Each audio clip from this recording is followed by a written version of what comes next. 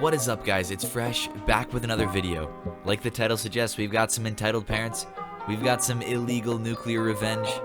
What more could you guys want? Woman freaks out and tries to steal my money. This event happened a few weeks ago, and before you comment this is fiction, I solemnly swear that this is 100% true. I am a 17-year-old male working for a vendor company called Fairy Tale Productions. It's the kind of company that is hired for wedding parties, birthdays, etc. We do things like photography, a DJ, and the area I'm stationed in, photo booths. I was hired for just the average wedding party on a Saturday lasting from 8 p.m. to 12 a.m. I arrived to the banquet center, built the booth, and got a drink from the bar. I get the usual Sprite, tip the bartender a $5 bill, and check if I get a table. The guests had begun to arrive at this time, but I didn't pay much attention to them. I sat at my table since I didn't start for another half hour, but I noticed a tall woman, maybe in her early 30s, and her young daughter, maybe 6 or 7, roaming around my booth, trying out some of the props like the huge glasses, mustaches on sticks, face masks, and other ridiculous items. Being the kind of person I am, I decided to go and let them have a couple sessions before I fully opened. I finished my small drink and head over to the prop table. The girl seemed very sweet and was giggling at the sight of her mom wearing a huge fluffy yellow hat that looked like a German beer mug and had "Beer Rules" in red letters on the front.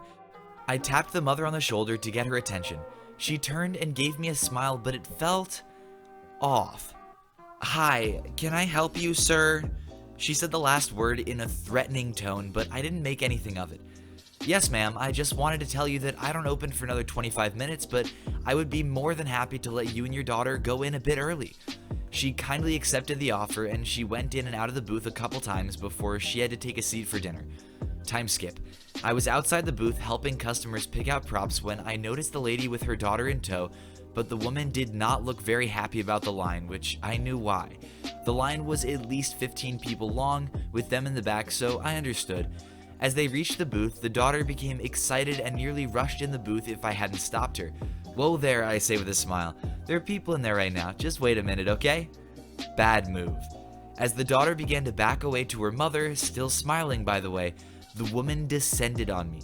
"How dare you talk to my child that way?" she yelled. She was attracting attention from all the guests, even the bride was watching from the head table. The little girl tried to defend me by saying things like, "It's okay, mommy," and there were people already in there. But the EM, entitled mom, wasn't listening. "You were so nice just an hour ago. What is wrong with you? Turning down my daughter like that. You are a despicable person." I was just standing there, face contorted with shock until my body forced my mouth to move and respond. "I'm sorry, ma'am. I didn't mean to come off as rude, but there were already guests in the booth, so you would have to wait your turn, ma'am." Wrong thing to say. The EM's face began to turn red, her face constricting with rage. "I am a single mother with a young child. I'm just trying to make her happy, but you hate my daughter. You turned down a small child to get a picture with her own mother just because there are people already in there? Just ask them to leave. They shouldn't be in there anyway. These picture booths are for children." At this point, the child was on the verge of tears, her cheeks red. I had to force myself not to take the girl away from this woman's clutches, as every thought in my head was saying, "Help save this girl, her future is about to shatter if this keeps up." I screw my head on straight and reply, "I'm very sorry, ma'am. I didn't mean to offend you or your daughter in any way, but it looks like the booth is open now if you want to have a go." I noticed that the previous occupants of the booth have retreated, seeing that if they stayed, they might have fallen to this lady's wrath. The EM tugs her child into the booth and begins to take pictures. Time moves on and things are nearly normal, but there is one problem. The EM has not stepped out of the booth for over 6 minutes, and the customers were beginning to get angry. "Ma'am, you're holding up the line. I have to ask you to leave the booth and go to the end of the line."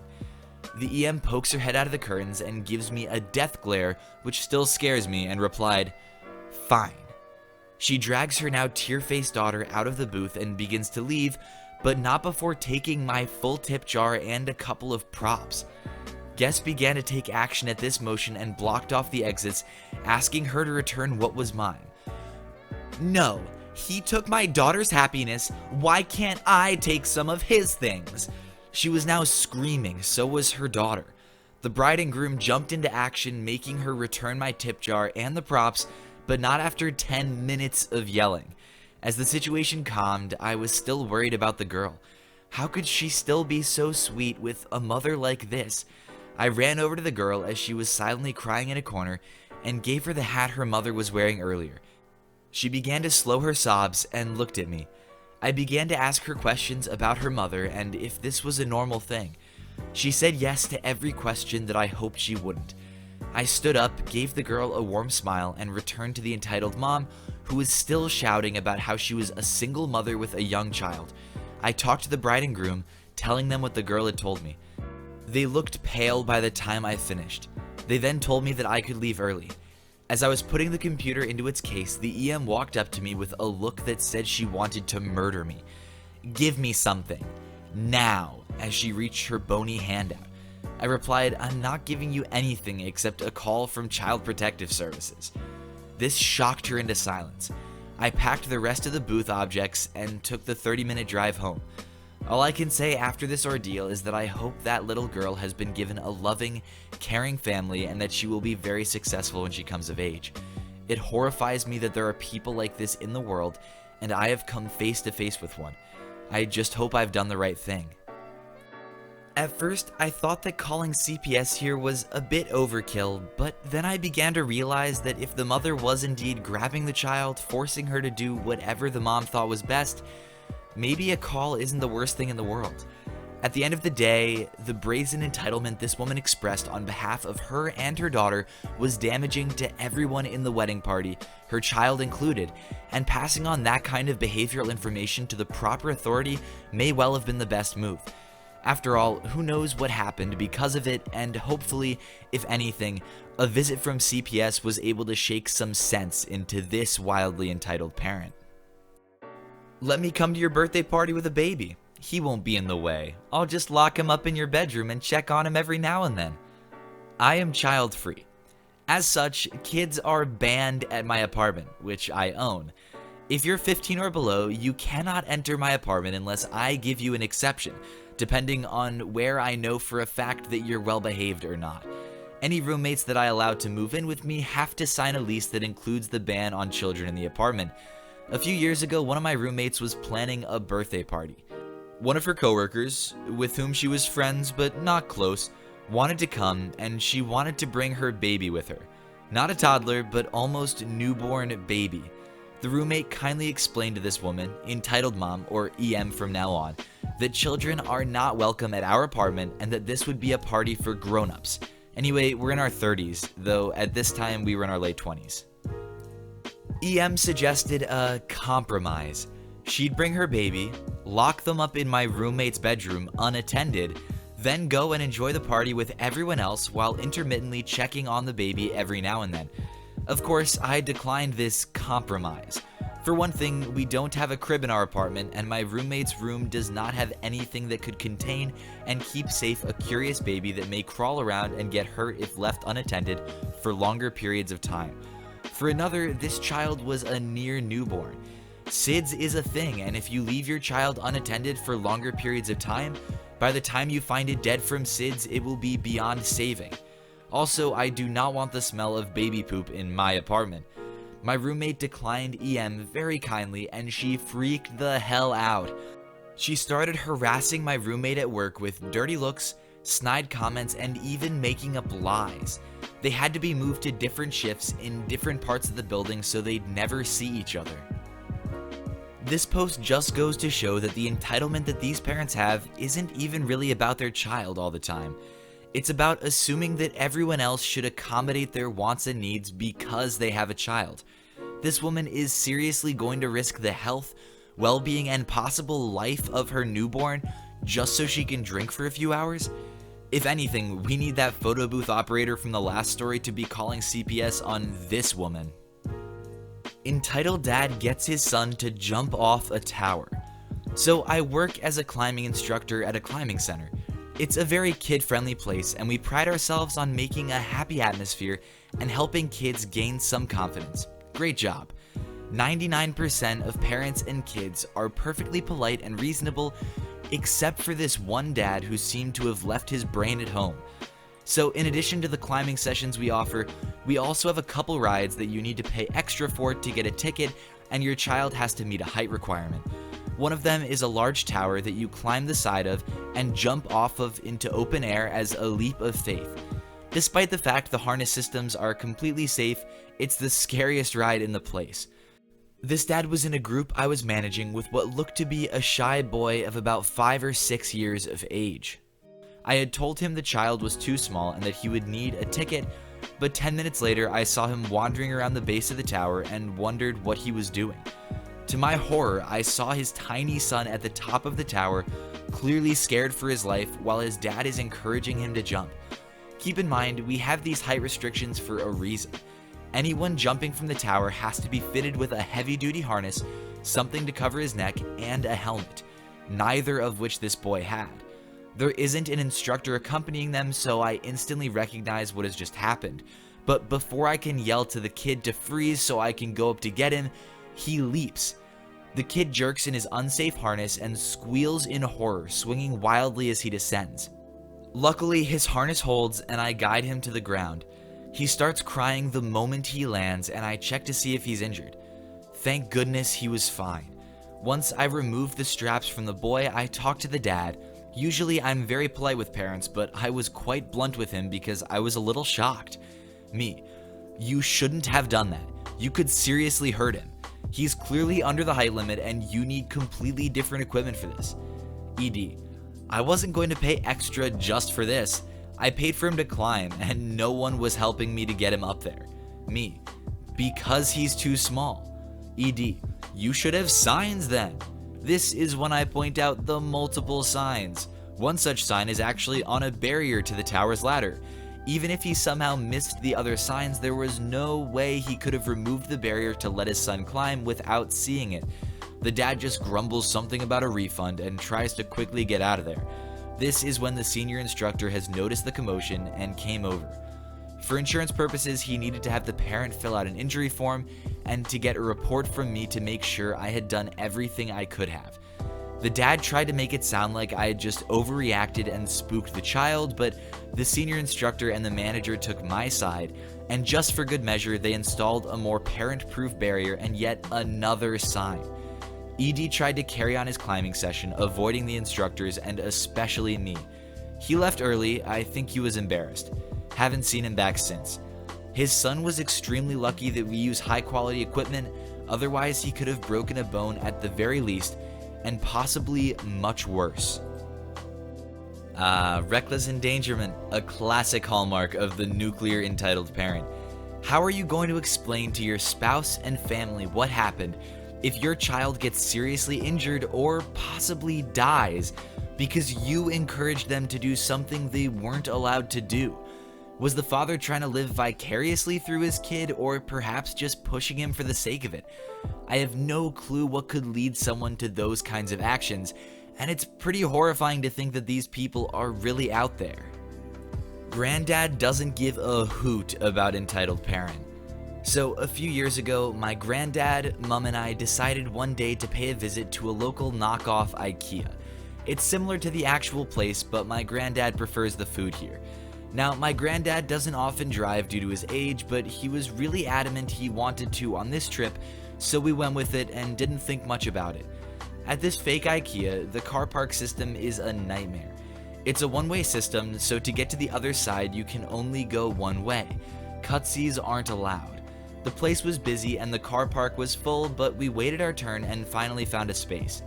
As we went to pull in, another driver who came in the park decided to cut and pull in as well. Well, we met halfway, and although we didn't crash, we may as well have by their actions. She signaled for us to move, but my granddad shook his head. He was there first, and he's the kind of man to stand his ground. God forbid you cross him. He's spent his whole life running companies and firing people who weren't up to scratch, so although he's sweet as can be, he has that side lurking. Well, this lady decides to get out of the car and ask him, "This is my space, don't you know? You can't park here. I have a child." My granddad, "Well, that's dandy, but I was here first and it was my turn to take a space, so I'm not moving." She didn't like this. She stomped back to her car and sat waiting for him to move. He honestly probably would have if she hadn't have had a sickening, smug look on her face, at which point he decided, screw it. He pulled out his newspaper and opened it up fully and started reading. Mom and I exchanged confused looks, but we went with it. A couple of minutes went by and there was a knock on the window. Lady had decided to visit us again. Granddad rolled his window down and with a fake smile asked how he could help. After some incoherent shrieking that I can only assume was meant to be English, he gave her a grin and told her, "I'm retired, love. I can wait here all day for this space," and rolled his window up. Well, she did not like this. She sent her 4-year-old child into the shop to get security on an 80-year-old man. She stood in a typical Karen pose and waited, and eventually security came out. He couldn't make out a word she was saying and asked us what had happened. We told him and he just stood dumbfounded, then laughed. She was told to move it and to get another spot.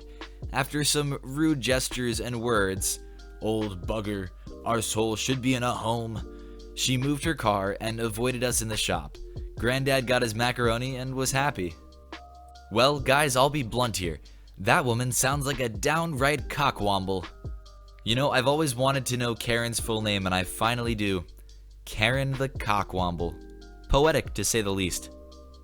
Now, guys, as the title suggests, there is another subreddit featured in this video.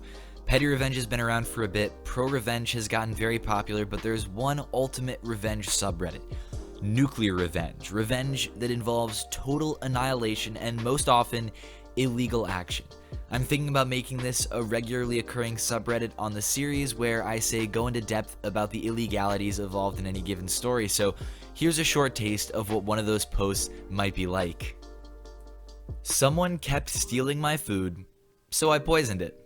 Location, Mississippi. I work in a small office. We have a community fridge.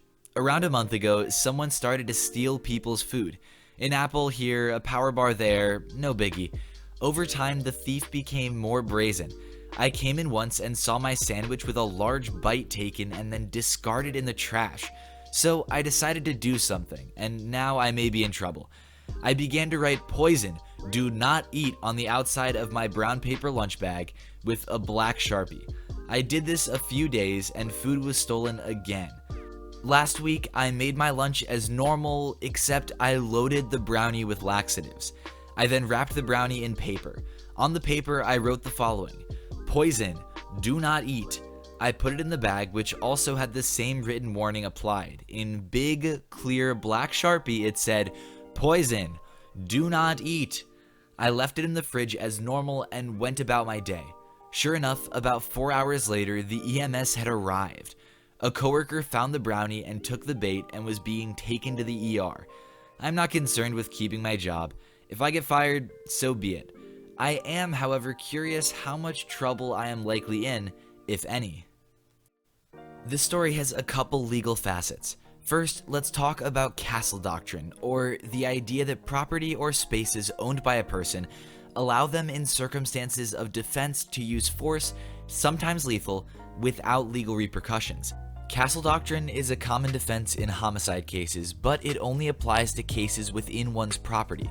Legislation like Florida's controversial Stand Your Ground, a law in many states actually, allows for similar action in public. Now, this law has its own caveats of what entails lethal force, but the point remains. In some places, you are allowed to defend your property from intrusion in just about any way you see fit. While similar, this brownie situation is not covered by either such law. As well established by the 1975 Supreme Court case Catco v. Briney, quote, "The law has always placed a higher value upon human safety than upon mere rights in property." Basically, you can't set harmful traps for other people even if it is your property. That goes for food as well. Laxatives, while effective in certain doses, can become very dangerous in larger quantities. OP could be looking at serious civil or criminal issues, and as many people pointed out, this is an admission of guilt. Big oof from me. Thank you to everyone who watched this video. Be sure to subscribe for more daily Reddit content. Drop a like if you liked the video, and I will see you all tomorrow.